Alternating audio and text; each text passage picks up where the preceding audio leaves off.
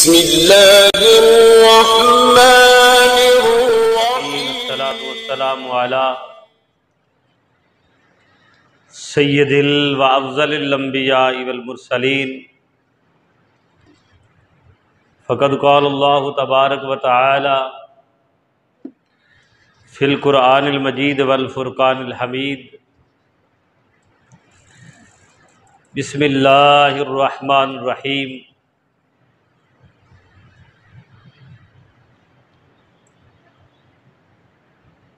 محمد رسول اللہ والذین معہ اشداء علی الکفار رحماء بینہم تراہم رکعا سجدا یبتغون فضلا من اللہ ورضوانا. صدق اللہ و مولانا العظیم و صدق رسولہ النبی الامین الحلیم الحنین الرؤوف الرحیم.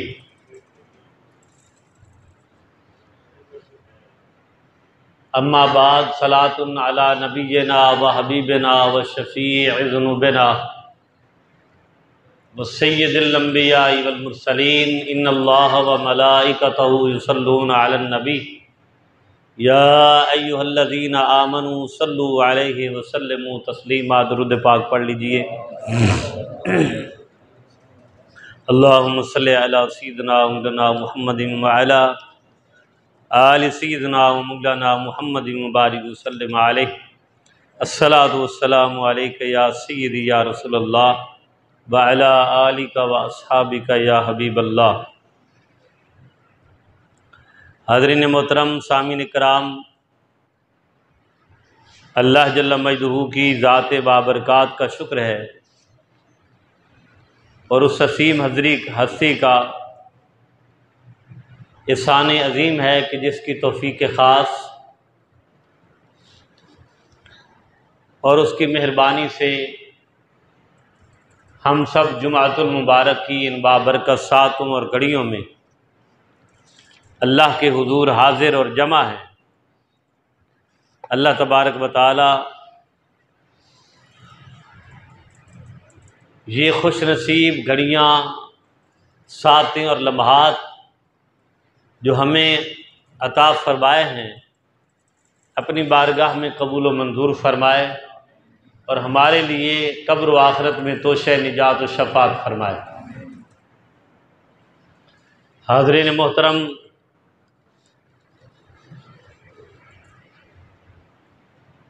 حضرت عثمان غنی رضی اللہ تعالیٰ عنہ ملقب ذو النورین، داماد رسول صلی اللہ علیہ وآلہ وسلم، خلیفہ سوئم، آپ کا تذکرہ خیر، ذکر خیر پچھلے جمعۃ المبارک کو بھی میں نے کیا تھا. اور 18 ذی الحج سن 35 ہجری میں آپ رضی اللہ تعالیٰ عنہ کی شہادت کا عظیم المرتبہ دن ہے. اللہ تبارک و تعالی آقا صلی اللہ علیہ وآلہ وسلم کی بارگاہ کے مقبول نظر اور منظور و منتخب اس صحابی رسول صلی اللہ علیہ وسلم کی عظیم المرتبت، عظیم الرفعت سیرت طیبہ اور حیات طیبہ کے طفیل ہم سب کی زندگیوں کے احوال میں خیر و برکت پیدا فرمائے اور ہمارے جذبہ ایمان و ایقان میں رحمتیں، راحتیں اور قربتیں عطا فرمائے. حاضرین محترم، حضرت عمر فاروق رضی اللہ تعالیٰ عنہ کی شہادت عظمیٰ کے بعد مجلس شورائے اصحاب رسول صلی اللہ علیہ وسلم نے حضرت عثمان غنی رضی اللہ تعالیٰ عنہ کا انتخاب فرمایا. چاروں خلفاء میں 3 خلفاء ایسے ہیں جنہیں اللہ تعالیٰ نے مقام شہادت سے سرفراز فرمایا، حضرت عمر فاروق، حضرت عثمان غنی اور حضرت علی المرتضیٰ، یہ تین اجل اصحاب خلافت محمدی، خلافت رسالت محمدی صلی اللہ علیہ وسلم پر متمکن ہوئے، اور انہیں اللہ تبارک و تعالیٰ نے مقام شہادت سے سرفراز فرمایا، اور حضرت سیدنا ابوبکر صدیق رضی اللہ تعالیٰ عنہ کو اللہ تبارک و تعالیٰ نے طبعی وصال اور فطری وصال عطا فرمایا۔ حضرت عثمان غنی رضی اللہ تعالیٰ عنہ نے جس طرح آقا صلی اللہ علیہ وسلم کی حیات طیبہ میں، حضور علیہ السلام کی حیات مبارکہ میں آقا علیہ السلام کی خدمت کی، اللہ کے دین کی خدمت کی، شریعت رسول صلی اللہ علیہ وآلہ وسلم کے لیے اپنا تمام کچھ قربان کر دیا، اسی طرح منصب خلافت پر متمکن ہونے کے بعد، براجمان ہونے کے بعد، آپ رضی اللہ تعالیٰ عنہ نے تقریباً 12 سال آپ نے خلافت فرمائی۔ جو آپ کا دور خلافت ہے وہ 11 سال 11 ماہ اور 8 دن ہے، 11 سال 11 ماہ، اور اس لحاظ سے تقریباً 12 سال آپ کی خلافت مبارکہ ہو جاتی ہے۔ کسی شخص کے اتنے طویل المیعاد منصب خلافت پر رہنا ہی اس کی حقانیت کی دلیل ہے، اور وہ دور کہ جو حضور کے اصحاب کا دور ہے، جو آقا علیہ السلام کی حیات طیبہ کے قرب کا دور ہے، کہ فرمایا خیر القرون قرنی، سب سے بہترین حضور نے فرمایا میری زندگی کا زمانہ ہے، یعنی سن 11 ہجری تک یہ پہلا دور اسلام ہے جس میں اللہ تبارک و تعالیٰ نے اپنے محبوب صلی اللہ علیہ وسلم کے وجود مبارک کو منشأ شہود الارض فرمایا، اور 11 ہجری کے بعد فرمایا خیر القرون قرنی، میرا بہترین، میرا دور، حضور علیہ السلام نے فرمایا سب سے اعلیٰ، افضل، سب سے خوبصورت دور میرا ہے، حضور نے فرمایا۔ اور اس کے بعد ثم الذین یلونہم، پھر اس کے بعد جو قریب میں دور ہے، اور وہ دور خلفائے راشدین کا ہے، ثم الذین یلونہم ثم الذین یلونہم، پھر جو قریب ہے، یعنی کہ حضور کا دور انور، اصحاب رسول کا دور، اور پھر تابعین اور تبع تابعین کا دور۔ یہ جو 4 ادوار ہیں یہ خیر والے دور ہیں۔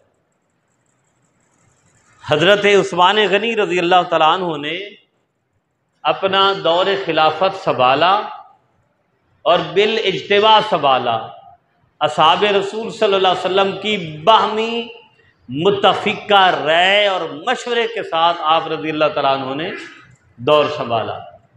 اور کمال کی بات ہے کہ حضرت عثمان غنی رضی اللہ تعالیٰ عنہ نے آپ کا جو دور مبارک ہے وہ اس طریقے سے عالی شان ہے کہ حضرت عمر فاروق، حضرت عثمان غنی رضی اللہ تعالیٰ عنہ چونکہ اللہ کے فضل سے خود حضور کے دور انور میں بھی متمول انسان کہلاتے تھے، مال و زر آپ کے پاس تھا، ماشاءاللہ خیر و برکت کی جو فراوانی ہے حضور کے دور میں بھی تھی۔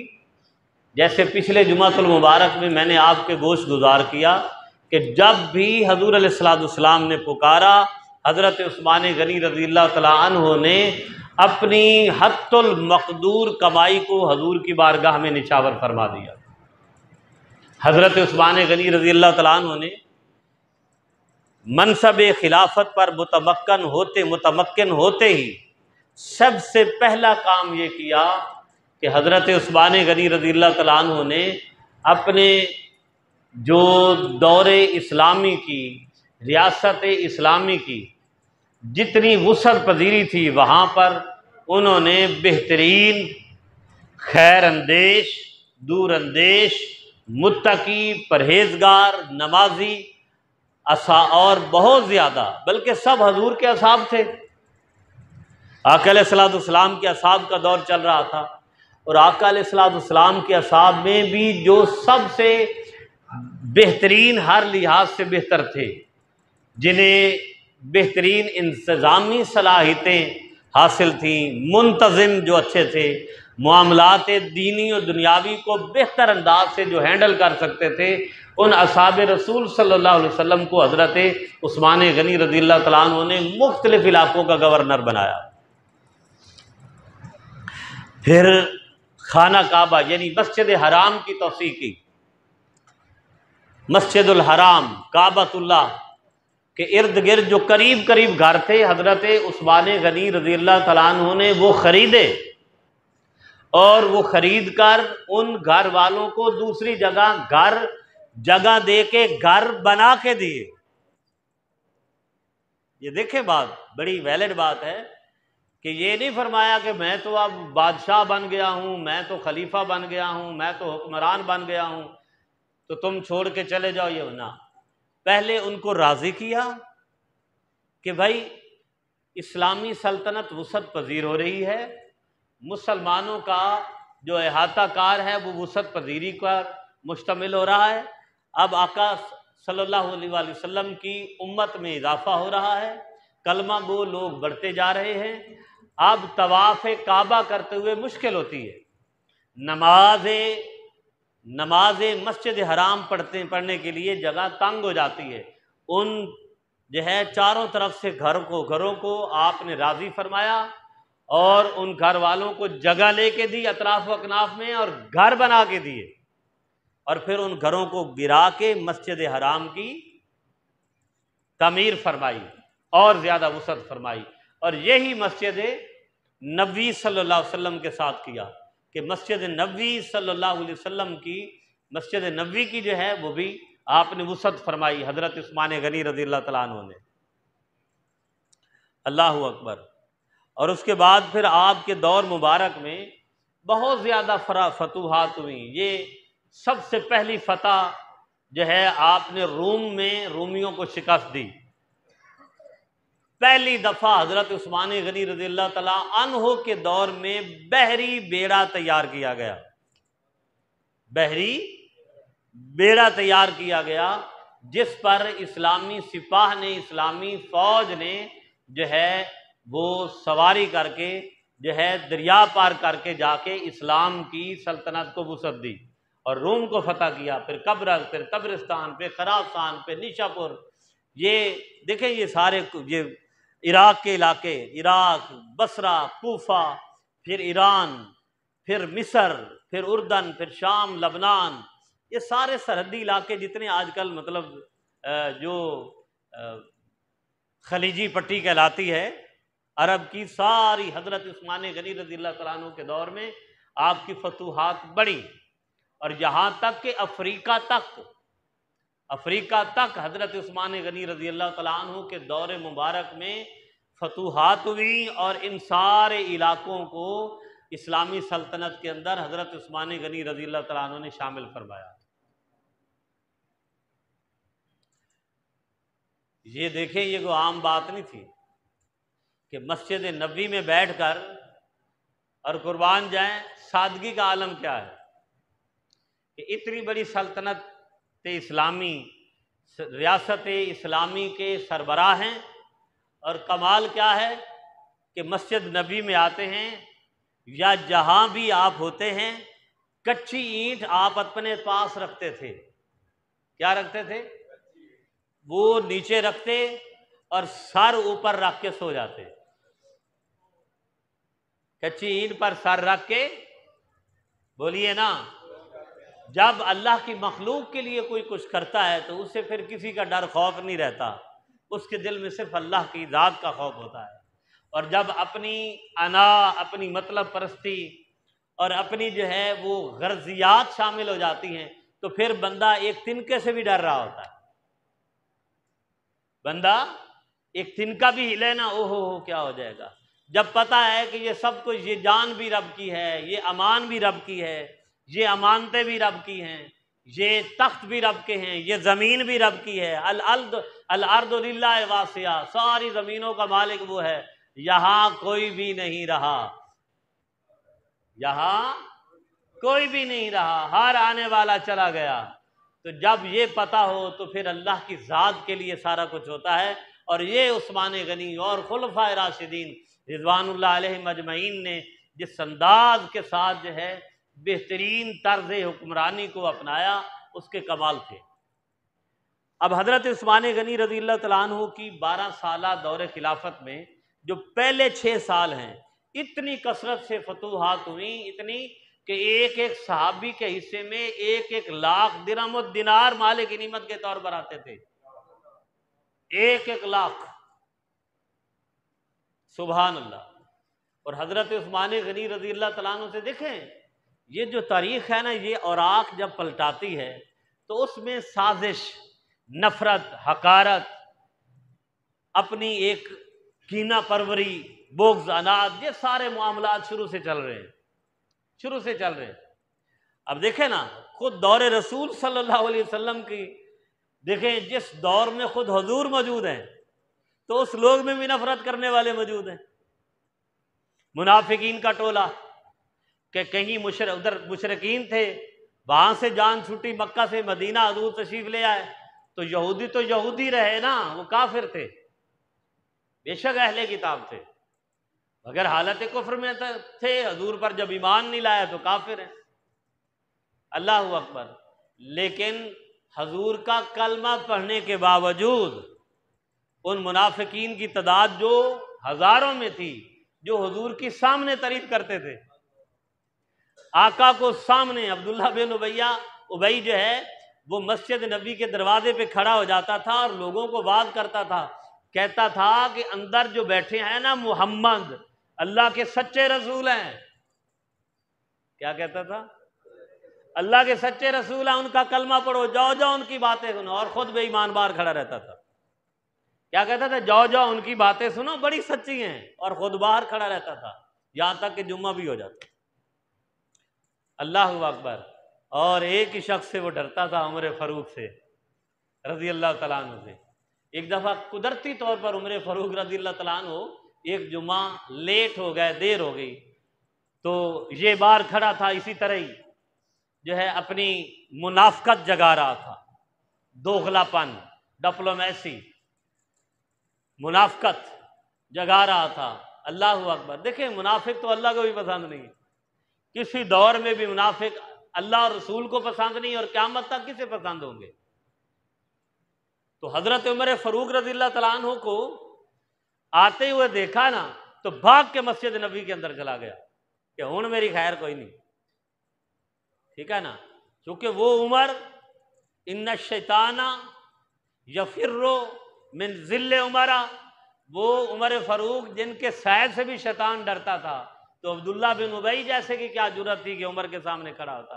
غیرت ایمان ہے نا، جب ایمان کی غیرت ہو تو پھر کوئی ڈر خوف انسان کو کچھ بھی نہیں کہہ سکتا۔ بہرحال عثمان غنی رضی اللہ تعالیٰ عنہ کے پہلے 6 سال بہت خوبصورت گزرے، اتنی مال غنیمت کی ریل پھیل، اتنی فتوحات، اصحاب کو، مسلمانوں کو، یہاں تک کہ آپ کے دور میں زکوٰۃ لینے والا کوئی نہیں تھا، بولیے نا، دینے والے تو تھے، لینے والا کوئی نہیں تھا۔ اتنی جو ہے اسلامی ریاست کو ملیت ملی، اور اتنی جو ہے خوبصورت جو ہے نظام حضرت عثمان غنی رضی اللہ تعالیٰ عنہ کا چلا۔ لیکن یہ جو آقا صلی اللہ علیہ وسلم نے آخری سانسوں میں بھی یہ فرمایا ہے کہ لا اخاف ان تنافسوا، لا اخاف ان تشركوا بعدی، اے میرے پیارے اصحاب، مجھے یہ ڈر نہیں ہے کہ میرے بعد تم دین کو چھوڑ جاؤ گے، مشرک ہو جاؤ گے، ولکن اخاف ان تنافسوا فی الدنیا، مجھے ڈر یہ ہے، بخاری مسلم، مجھے ڈر یہ ہے کہ تم دنیا پرستی کا شکار ہو جاؤ گے۔ اب دیکھیں نا، حضور علیہ الصلوۃ والسلام کا جو فرمان ہے وہ کیا اصحاب رسول کے لیے تھا؟ قیامت تک آنے والے سارے اہل ایمان کے لیے تھا کہ دنیا پرستی. اللہ اکبر، توبہ یا اللہ. جیسے فرمایا نا حضور علیہ الصلوۃ والسلام نے کہ یہ قبر کی مٹی ہی بنی نو انسان کا پیٹ بھر سکتی ہے، دنیا نہیں بھر سکتی. انسان اتنا لالچی ہے، اللہ معاف فرمائے، اتنا حرص اور طمع ہے کہ پیسے کی خاطر ماں کو بھی بیچ دیتا ہے. طریق گواہ ہے، پیسے کی خاطر ماں بہن بیٹی کی تمیز بھی ختم ہو جاتی ہے، اپنوں کی تمیز بھی ختم ہو جاتی ہے. بھائی پیسہ پیسہ ہونا چاہیے. تو حضرت عثمان غنی رضی اللہ تعالیٰ عنہ کے دور میں بھی جو ہے وہ جب ماشاءاللہ اتنی کثرت ہوئی رزق حلال کی اور مال غنیمت کی، فتوحات بے تحاشا ہوئی، تو وہی الٹیمیٹلی ہوا. جو ہی 7واں سال شروع ہوا تو لوگوں نے شورشیں شروع کر دیں. اب آپ دیکھیں مصر جیسا ملک، مصر کو دیکھیں ایک تاریخی حیثیت حاصل ہے.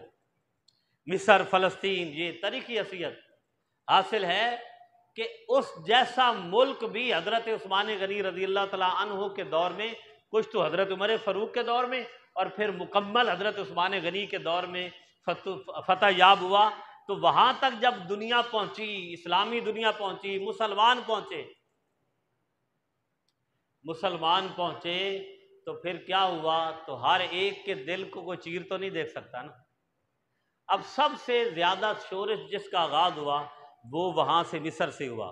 عبداللہ ابن سبا، جسے عبداللہ سبائی کہتے تھے، یہ ظاہری طور پر یہ نہیں مسلمان ہو گیا تھا، لیکن یہ چونکہ یہودی تھا، یہ بیسیکلی یہودی تھا، یہ مسلمان ہو گیا تھا.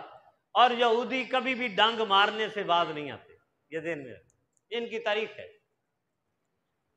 اس لیے اللہ تعالیٰ نے، یہ بنی اسرائیل ہے نا، حضرت یعقوب علیہ السلام کا لقب ہے، چونکہ بنی اسرائیل کہتے ہیں اللہ کا بندہ.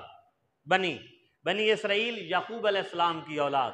پھر آگے چلتا رہا، پھر حضرت موسیٰ علیہ السلام کی قوم آ گئی اور یہ سارے معاملات ہیں. لیکن یہ کہ قرآن مجید میں بار بار اللہ نے انہیں مخاطب فرمایا، یا بنی اسرائیل اذکروا نعمتی التی انعمت علیکم وانی فضلتکم علی العالمین. رب فرماتا میری نعمتوں کا تذکرہ کرو، میں نے تمہیں بڑا فضل والا بنایا ہے. یہ نافرمان ہو گئے تھے. تو اب بھی یہی سلسلہ اور قیامت تک یہی سلسلہ ہے. وہ یہودی تھا عبداللہ ابن سبا، عبداللہ سبائی، اس نے لوگوں کو اکٹھا کیا اور مختلف شورش، مختلف سازشیں، مختلف فتنے، مختلف جو ہے وہ معاملات چلا کے حضرت عثمان غنی رضی اللہ تعالیٰ عنہ کے خلاف ایک تحریک چلائی.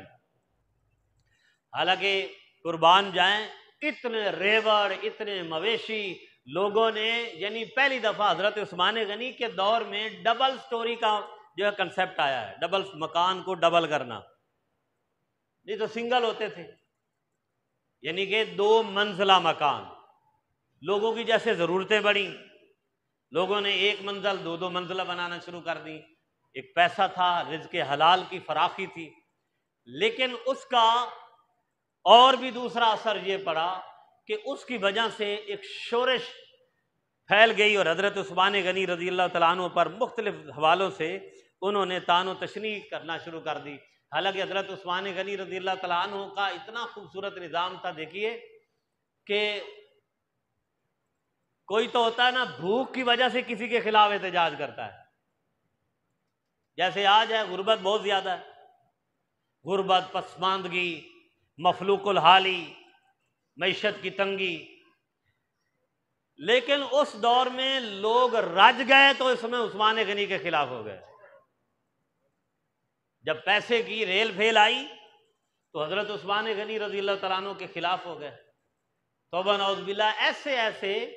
ایسے ایسے الزامات اور اعتراضات حضرت عثمان غنی رضی اللہ تعالیٰ عنہ پر لگائے کہ جو بالکل بے سر و پا تھے، جو بالکل بیس لیس تھے، جو بالکل بے یقینی کا کسی قسم کی نہیں تھی. بس یہ کہ حضرت عثمان غنی رضی اللہ تعالیٰ عنہ کو کسی طریقے سے خلافت کے جو ہے وہ خلافت کے بہترین منصب پہ ہٹایا جائے. حضرت عثمان غنی رضی اللہ تعالیٰ عنہ، حالانکہ اس دور میں کتنے اجل صحابہ ہیں، حضرت عبداللہ ابن مسعود موجود ہیں، حضرت علی المرتضیٰ رضی اللہ تعالیٰ عنہ موجود ہیں، اجل اصحاب موجود ہیں. لیکن یہ ہے کہ جب ذہن فتنے والا بن جاتا ہے لوگوں کا ذہن پرفتن بن گیا تو پھر فتنے کو روکنا بہت مشکل ہوتا ہے۔ اب اعتراضات کیا لگائے حضرت عثمان غنی رضی اللہ تعالیٰ عنہ پر، حضرت عثمان غنی رضی اللہ تعالیٰ عنہ پر۔ اب دیکھیں جب حضرت بکر صدیق رضی اللہ تعالیٰ عنہ تشریف لے آئے تو آپ رضی اللہ تعالیٰ عنہ نے زید بن ثابت رضی اللہ تعالیٰ عنہ کو بلایا اور کہا کہ قرآن مختلف نسخوں میں ہے، کسی نے چمڑے پہ لکھا ہوا ہے، کسی نے درختوں کی کھالوں پر لکھا ہوا ہے، کسی نے درختوں کے پتوں پر لکھا ہوا ہے، کسی نے ہڈیوں پر لکھا ہے، کسی نے مختلف جگہوں پر، مختلف صاحب تھے، مختلف جگہوں پر قرآن بکھرا ہوا تھا۔ یعنی ایک کمپائل صورت حال میں تو نہیں تھا نا، جیسے قرآن مجید ایک آج ہمیں ایک نسخے کی صورت میں ملتا ہے۔ حضرت بکر صدیق رضی اللہ تعالیٰ عنہ جب جنگ یمامہ ہوئی اور مسیلمہ کذاب کے خلاف جو ہے مسلمان برسر پیکار ہوئے اور ختم نبوت کا اتنا بڑا مسئلہ چلا، اس نے نبی ہونے کا دعویٰ کر دیا تھا، اس میں 1200 اصحاب شہید ہوئے۔ کتنے؟ کل آقا صلی اللہ علیہ وآلہ وسلم کی جہادی زندگی میں، یعنی آپ یہ دیکھیں کہ جہادی کو آپ لے لیں، نبوی زندگی لے لیں، تبلیغی جو 23 سالہ ہے، 350 مسلمان اصحاب ساتھ شہید ہوئے، 369 کے برابر آتی ہے تعداد۔ اور اکیلے ابوبکر صدیق رضی اللہ تعالیٰ عنہ کے دور خلافت میں جب مسیلمہ کذاب کے خلاف جنگ ہوئی ختم نبوت کے معاملے پہ، تو 1200 اصحاب رسول شہید ہوئے، وہ جنہوں نے ان بشری آنکھوں سے حضور کے چہرے انور کی زیارت کی تھی، اور ان میں 700 حفاظ کرام شامل تھے، 700 حفاظ صاحب۔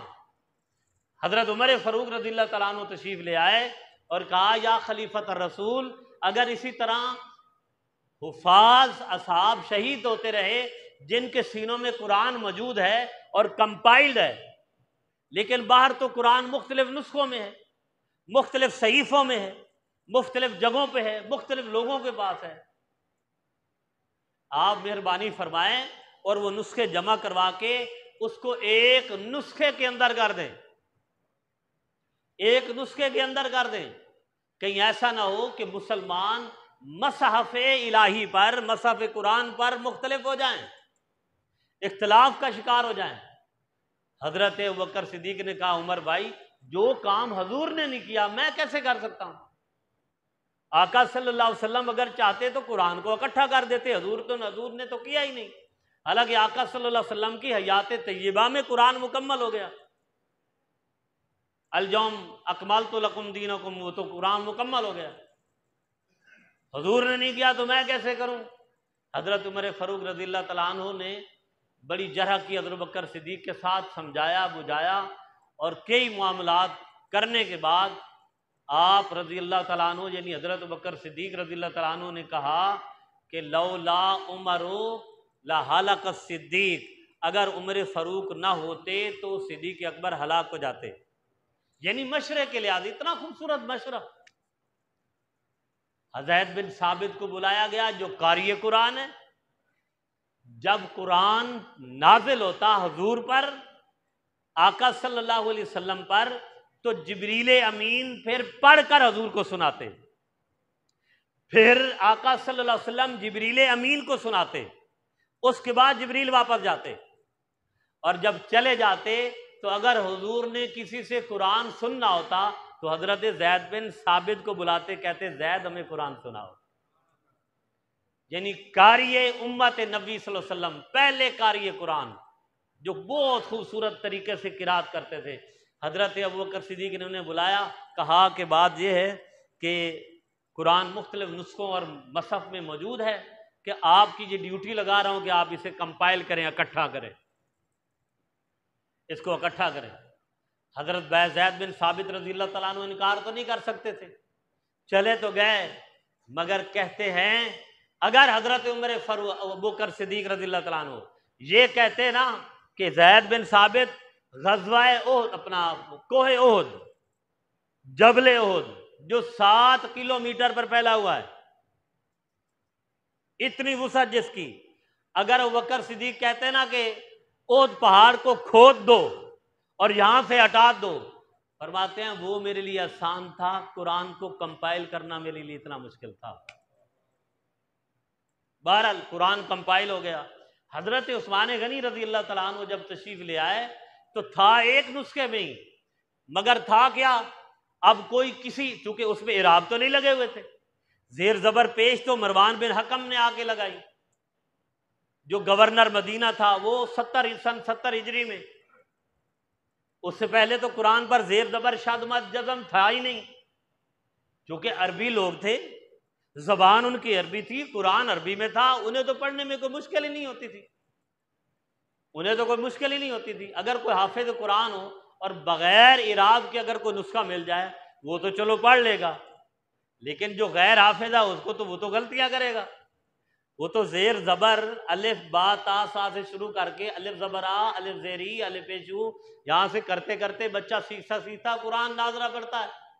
تو حضرت عثمان غنی رضی اللہ تعالیٰ عنہ نے ساری اسلامی سلطنت سے نسخے منگوائے اور ساروں کو اکٹھا کر کے حضور کے اصحاب کا مشاورتی مجلس شورا کا اجلاس بلایا اور اس کے اندر فیصلہ کیا کہ یہ صورتحال ہے کہ اگر مختلف جگہوں پر نسخے رہے اور اس کو مختلف انداز سے لوگ پڑھتے رہے تو پھر قیامت تک قرآن ایک تو ہوگا، لیکن اس کا جو تلفظ ہے، اس کا جو لہجہ ہے، اس کا جو ایکسنٹ ہے، اس کا جو پروننسیشن ہے، اس کو ایک ہی لہجے میں رکھنا امت مسلمہ کے لیے بہت زیادہ مشکل ہو جائے گا۔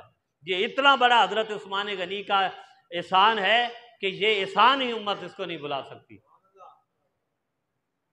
آج آپ دیکھیں یہاں اسی مسجد کی مثال لے لیں، ہم ماشاءاللہ 400-500 ہوتے ہیں اور 400-500 کے بعد نسخہ تو ایک ہو قرآن کا، ٹھیک ہے نا، لیکن ہر کوئی اپنے لہجے سے پڑھ رہا ہو، کوئی زبر کی جگہ زیر پڑھ دے، کوئی پیش کی جگہ جزم پڑھ دے، آپ کو تو کیا ہوگا؟ کیا ہم کہیں گے کہ ایک قرآن ہے؟ آج ایک قرآن ہے۔ یہ کوئی عام بات نہیں ہے، یہ میرے لیے کہنا اور آپ کے لیے سننا آسان ہے، یہ کام بہت مشکل تھا۔ ساروں نے متفقہ فیصلہ کیا اصحاب رسول میں، جس میں حضرت بکر صدیق، جس میں حضرت علی بھی ہیں، جس میں اجل اصحاب بھی ہیں، اور یہ متفقہ فیصلہ کر کے فرمایا باقی سارے نسخوں کو جلا دیا جائے اور ایک نسخہ اس پر اتفاق کیا جائے، اور یہی حضور کی امت میں قیامت تک رائج، اور یہی قرآن جو آج ہمارے پاس ہے وہ حضرت عثمان غنی رضی اللہ تعالی عنہ کا ترتیب دیا گیا، جو کنفائنڈ ہے، جو کمپائلڈ ہے، جو یونائٹڈ ہے، جو متفقہ ہے، وہ آج امت پڑھ رہی ہے اور قیامت تک پڑھتی رہے گی۔ اس کا اعتراض لگا، لیکن جی قرآنی نسخوں کو جلا دیا حضرت عثمان غنی رضی اللہ تعالیٰ عنہ نے، حالانکہ عثمان غنی کا بہت بڑا حضور کی امت پر احسان تھا، بہت بڑا احسان تھا۔ اس کے بعد اگلے اعتراضات میں حضرت عثمان غنی رضی اللہ تعالیٰ عنہ پر، اور پھر کہ اقربا پروی، کہ جی اموی خاندان کے لوگوں کو گورنر بنایا، حالانکہ ایسا کچھ بھی نہیں تھا، اگر کچھ بنے تو میرٹ پر بنے۔ اس کے بعد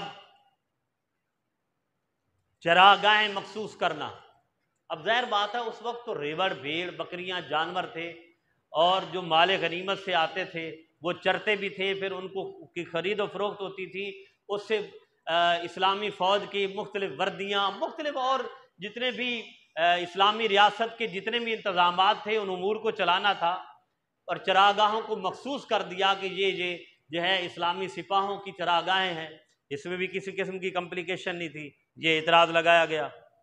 پھر مینا میں آپ تشریف لے گئے حج کے موقع پر، آپ حضور علیہ الصلوۃ والسلام نے وہاں قصر نماز پڑھی، آپ نے آ کے مکمل نماز پڑھی، یہ اعتراض لگا۔ تو آپ نے فرمایا بھی میرا خاندان یہاں ہے، میرا گھر یہاں ہے، میرے ابھی بھی گھر والے یہاں ہیں، میرا گھر یہاں ہے، میرے آباء و اجداد یہاں ہیں، اس لیے یہ میرا وطن اصلی ہے، یہاں آنے کے بعد اس لیے میں نے قصر نماز نہیں پڑھی بلکہ پوری نماز میں نے کروائی ہے۔ اللہ اکبر۔ اور بڑی بڑی عجیب سی جو ہے اعتراضات حضرت عثمان غنی رضی اللہ تعالیٰ عنہ پر۔ عبداللہ بن سبا نے چند ہزار کا لشکر لیا اور حضرت عثمان غنی رضی اللہ تعالیٰ عنہ کے گھر بیٹھ گئے، گھر کے باہر بیٹھ گئے۔ اصحاب رسول حضرت علی ورگے خوبصورت اور اجل اصحاب ہے، کہا کہ حضرت اگر آپ اجازت دیں تو یہ تو کچھ بھی نہیں ہے، ہم ان کے گلے کاٹ کے رکھ دیں، یہ فتنہ پرور لوگ ہیں، یہ سازشی لوگ ہیں۔ آپ نے فرمایا کہ نہیں، میں حضور کے شہر مدینہ میں اپنی ذات کی خاطر خون نہیں بہنے دوں گا۔ آقا علیہ الصلوۃ والسلام کے شہر مدینہ میں خون نہیں بہنے دوں گا۔ اور یہ حدیث سنائی کہ حضور علیہ الصلوۃ والسلام نے اپنی حیات طیبہ میں مجھے کہا ہے میرے عثمان، اللہ تمہیں ایک خلعت پہنائے گا، خلافت کا لباس پہنائے گا، اس کو اتارنا نہیں، اس کے سمیت ہی اللہ کی بارگاہ میں چلے جانا، اس کے ساتھ ہی چلے جانا۔ آپ کو 3 آپشن دی گئیں۔ پہلی آپشن یہ تھی کہ اگر آپ چاہیں تو ان کو ہم ان کا بیڑا تار دیں، ان کو بالکل قتل کر دیں، یہ شورش ہی ختم کر دی جائے۔ اور دوسری آپشن یہ تھی کہ حج کا موقع ہے، چونکہ 18 ذی الحج کو آپ کی شہادت ہوئی، اور 40 سے تقریباً 1 مہینہ آپ کے گھر کا پانی بند کر دیا گیا، اندر کچھ نہیں جانے دیا گیا۔ یہ خلیفہ رسول ہے۔ اللہ اکبر۔ تو بات تو بہت زیادہ ہے۔ اللہ تعالیٰ اس اسلام کی حفاظت فرماتا ہے، اور اہل ایمان اسلام کی حفاظت فرمائے۔ باتیں تو کئی ہیں جو کی جا سکتی ہیں۔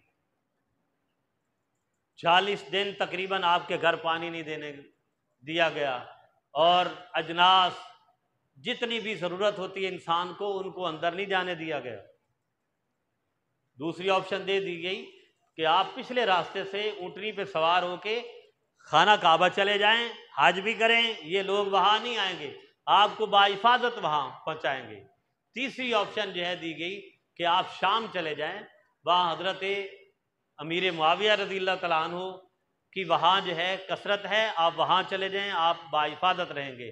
آپ نے فرمایا نہیں، بس اسی لباس خلافت میں اپنے آقا سے ملنا چاہتا ہوں۔ آخر کار حضرت عثمان غنی رضی اللہ تعالیٰ عنہ کو ان بلیاب آپ پھر اپنے گھر کی چھت پہ آئے، اور آپ نے کہا سنو عثمان غنی کی بات، کیا میں وہی نہیں ہوں جس نے غزوہ تبوک کے لیے 1000 اونٹ حضور کی بارگاہ میں پیش کیے تھے؟ کیا میں وہی نہیں ہوں کہ جس کے پیش کردہ خدمت کو، دینار و دراہم کو حضور اپنے ہاتھوں سے الٹ پلٹ کرتے تھے، اور ساری رات حضور میرے لیے دعا کرتے رہے کہ یا اللہ میرے عثمان کو کوئی تکلیف نہ دینا؟ کیا میں وہی نہیں ہوں جس نے بیر روما کو یہودی سے خرید کے حضور کی امت کے لیے وقف کر دیا تھا؟ کیا میں وہی عثمان غنی نہیں ہوں کہ جس کے لیے آقا صلی اللہ علیہ وسلم نے، میں مکہ میں گیا اور حضور نے میری خاطر بیعت کی، اور رب نے میری فضیلت میں قرآن نازل فرما دیا، ان الذین یبایعون اللہ انما یبایعونک، میری فضیلت میں اللہ نے قرآن نازل فرما دیا۔ کیا میں وہی عثمان غنی نہیں ہوں کہ جس کو حضور نے اپنی 2 بیٹیاں عطا فرمائیں؟ کیا ذو النورین کا لقب مجھے حضور نے نہیں دیا، مگر ان کے سر پر، ان کے دماغ پر خون سوار تھا، اور جب آپ نیچے اترے تو پیچھے سے آ کے آپ پہ حملہ کیا گیا۔